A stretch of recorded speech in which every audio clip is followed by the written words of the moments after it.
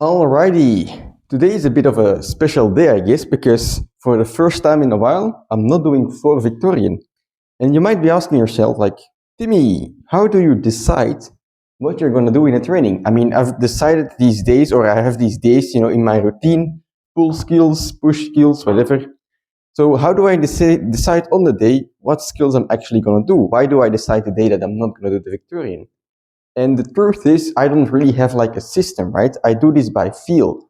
On the day itself, I feel like, if I do the Victorian today, is it gonna feel good? And I kind of know without actually even doing the Victorian what it's gonna become. I can feel it in the muscles if they're tired or not. And, doing these decisions by feeling, it requires experience. I often see people asking like, hey, should I do this in my pull day or should I do that in my pull day?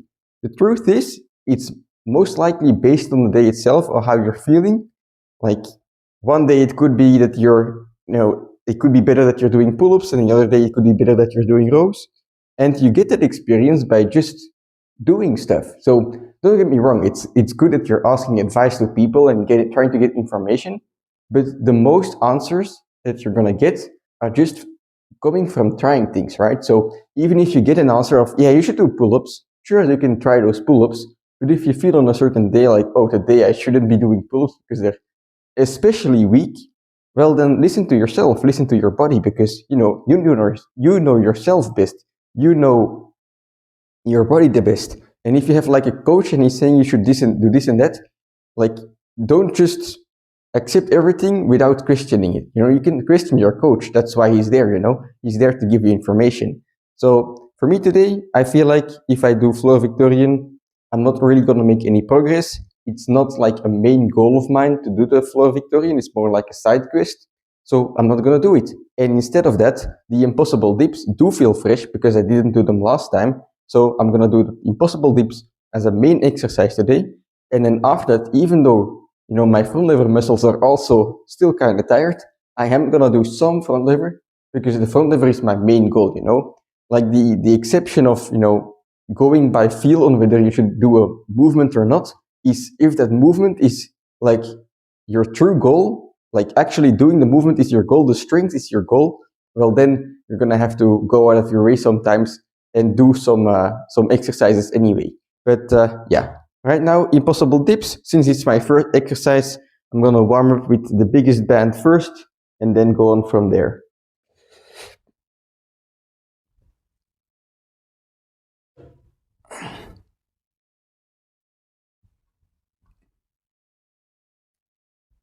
All right.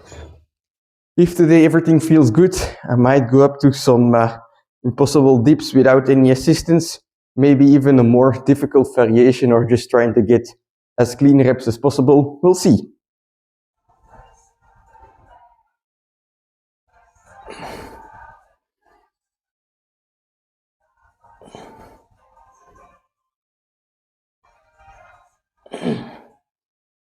All right. Let's see if we can do a clean rep without assistance.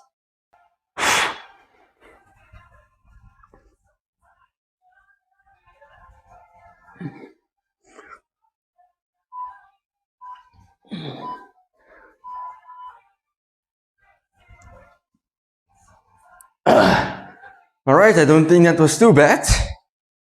I don't know what I'll do the next set yet, but it might be something more difficult even, we'll see. All right, I have an ingenious setup where I block the bars with my 5 kilo plates in between the other bar and the wall. And this will allow me to have kind of a wide setup for an impossible dip, which I should be able to go deeper than a normal impossible dip, right? Let's see how it goes.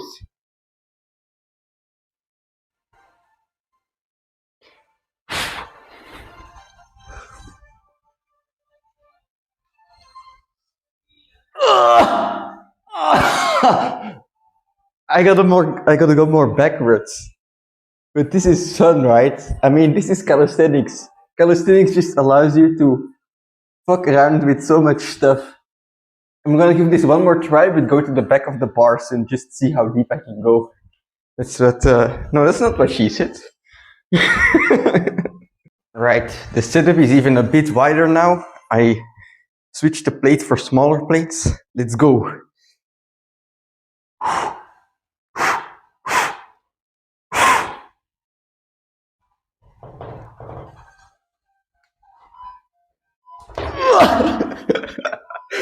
Ah, fuck, I can get this, come on.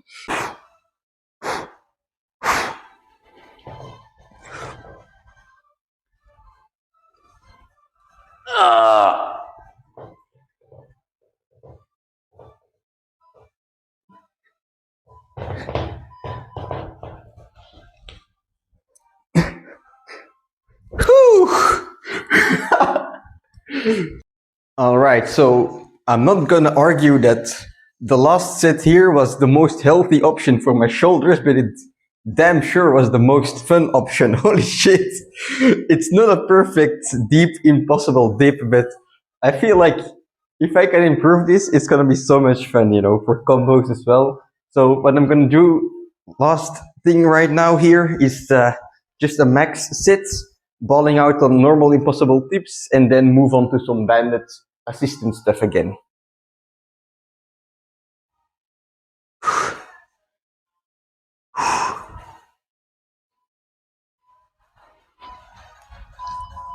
Oh.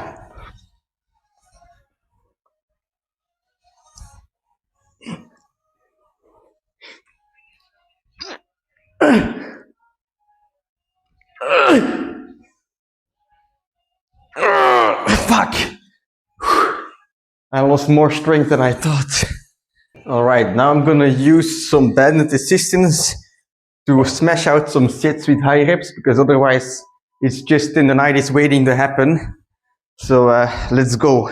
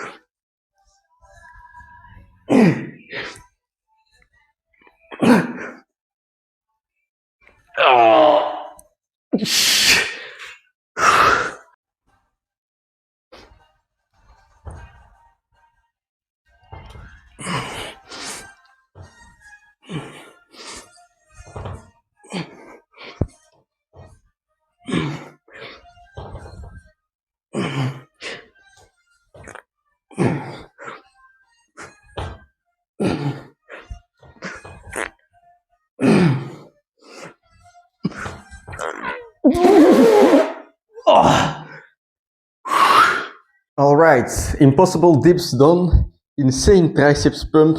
They feel so fucking tired, but that was already the case when I did the first set of, of warm-up basically.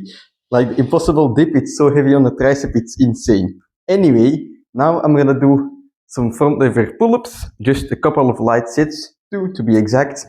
And maybe you're asking yourself, if you're saying that you're gonna do light sets of front lever, why the hell are you putting weight on your hips? Well, basically, I want to use these 4 kilos on my hips as much as possible for the front lever pull-up to kind of, change my mindset that this is my body weight, right? I want to feel like the front lever pull-up plus 4 kilos is just the front lever pull-up without any weight at all. And then once I get to that state of mind, I will remove the weight again and try some more front lever pull-ups, like longer sets. But for now, I want to use this bad boy as much as possible. For the front lever holds, I don't do this because it would negatively affect my endurance. In the pull-ups, I care more about like the power rather than the endurance. But for the holds, I care more about the endurance. So there I don't do it. But in this one, adding some weight for a while and then removing it, you're gonna feel light as a feather. So a very good life hack. All right. Set number 1, just some normal pull-ups.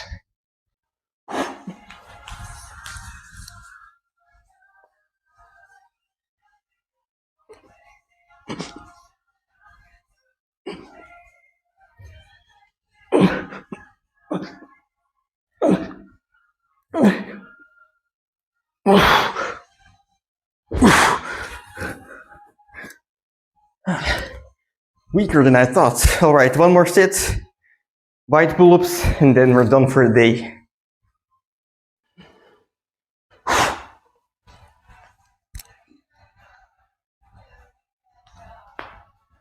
All right, power is gone. All right, and just like that, the training is done. Today was quite a short training, but nonetheless very good. I'm very happy with how my body is feeling at the moment. Let's do a little side triceps as well.